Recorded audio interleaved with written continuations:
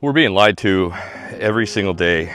It's all around us. It's nonstop lies, distractions, and manipulation.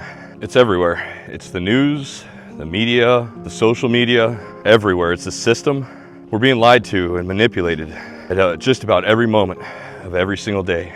But what if I told you the biggest lies are the ones that are keeping us trapped and we don't even realize it? Welcome back to another episode of Sweat Talk. My name's Chad, and today I want to talk about how it's all just a bunch of lies and how we're being lied to, how we're being manipulated, and how we're being distracted and actually accepting those lies as truth. We're taught, maybe even programmed, brainwashed, that we are to consume, comply, and produce for others to make them rich. We're taught that that is our destiny, or that's what we're here for. We're taught to forget about the value that we provide and how much value each one of our lives is worth. And we're conditioned to believe that this is perfectly normal. It's perfectly acceptable to think this way. We're being programmed to think that we don't need to live a life that serves us, but instead serves others. Think about everything around us that's telling us to obey and consume. The consumer mindset, the commercials, all the advertisements that are constantly being thrown at us, telling us that we need this shiny object.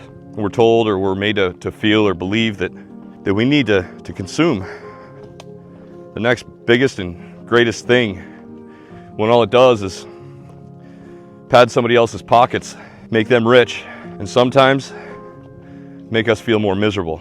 But try to think about being able to break free and shift your mind, change your mind in the way that you look at those objects. This kind of goes off my video I made the other day, yesterday I think it was, where I talk about the value of your time, the true value of your time. Psychology teaches what's called the law of cognition. And essentially what it says is what you think influences what you believe. What you believe influences how you feel. So when you start to believe, or you start to think, I have to comply, or I have no choice, then you're sending it out to the universe that that's exactly what you want, that's exactly what you believe. And it's funny because modern day psychology is actually teaching, they're actually teaching their students, the doctorates and the therapists, they're actually teaching the law of attraction, the law of manifestation, or Alan Watts's backwards law. They're just phrasing it different. And because it's in a book, if you mention any of those to a psychologist, they'll probably tell you that they're crazy, or that modern day psychology doesn't reference that, or doesn't reference those things. You know, those beliefs that we're trained to think, those feelings that we're taught to believe. It leads us to feel powerless, to feel that we need to comply. We have to obey exactly what they do, what they say, and we have to produce for them, and we have to consume. But if you change your thoughts, even in modern day psychology, you can break that cycle. Instead of believing those lies, you can start believing in the power of your own choice, in the power of your own ability, in your own thoughts, your own words. And even, like I said, man, even modern day science, modern day psychology, they're whispering in their textbooks that the law of attraction is real. The powers of the world, the people that we look towards as leaders, they don't want us to know that, man. They want to try to tell us and teach us that all that shit is woo-woo. It's woo-woo nonsense, right? Like that shit is real AF, dude. You know, there's that phrase that I've kind of coined. Never heard anybody else say it, but your attention is your intention. Because whatever you focus on, whatever you give your attention, you're intentionally seeking that.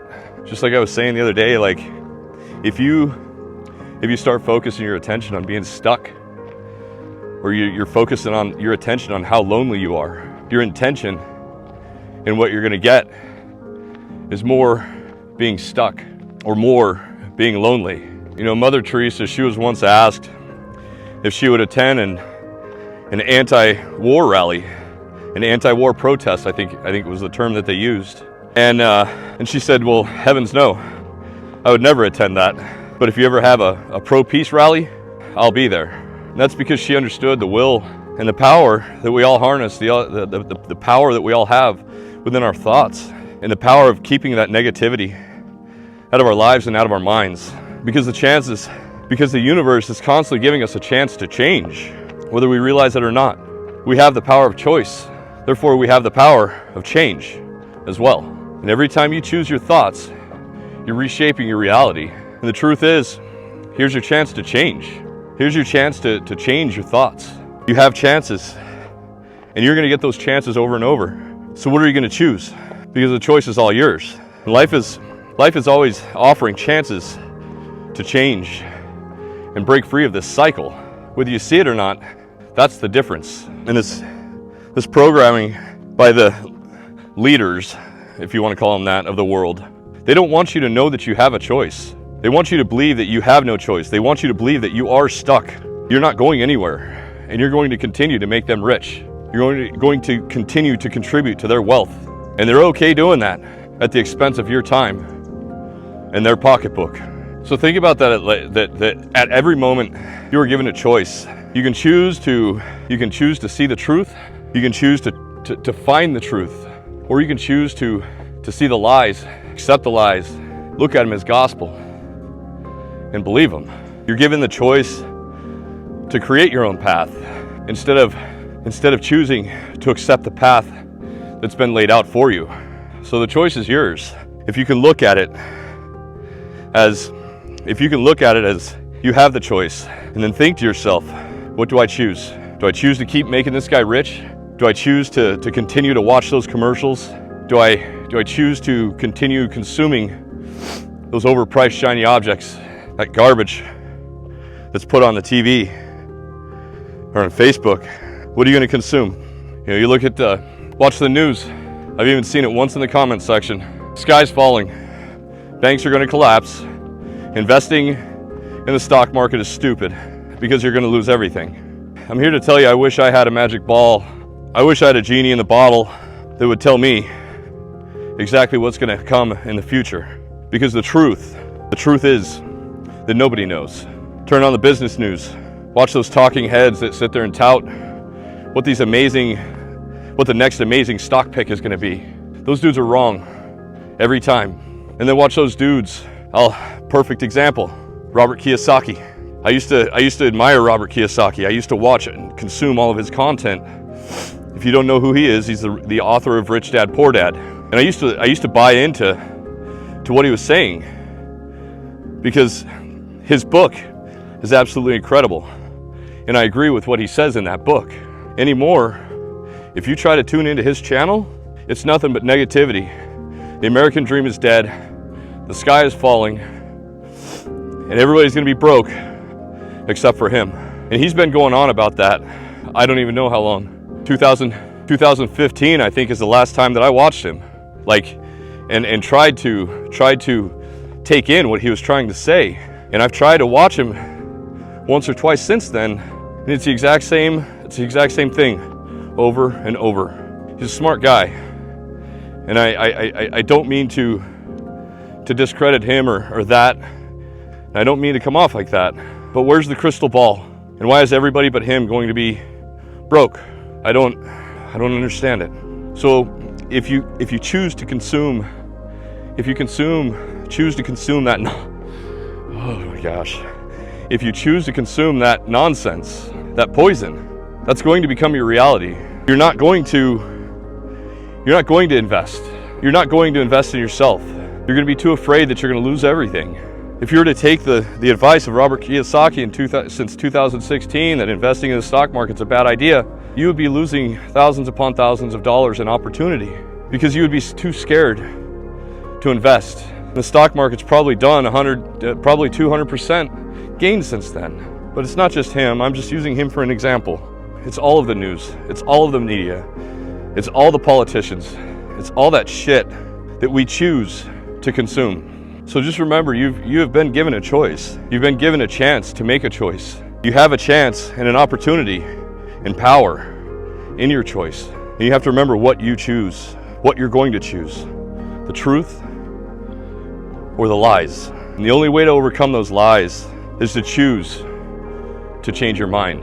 You know, I really hope that that I don't come off as sounding like a conspiracy theorist on this one. But the conspiracy is the fact that a multi-billion-dollar corporation, they didn't gain $1 billion.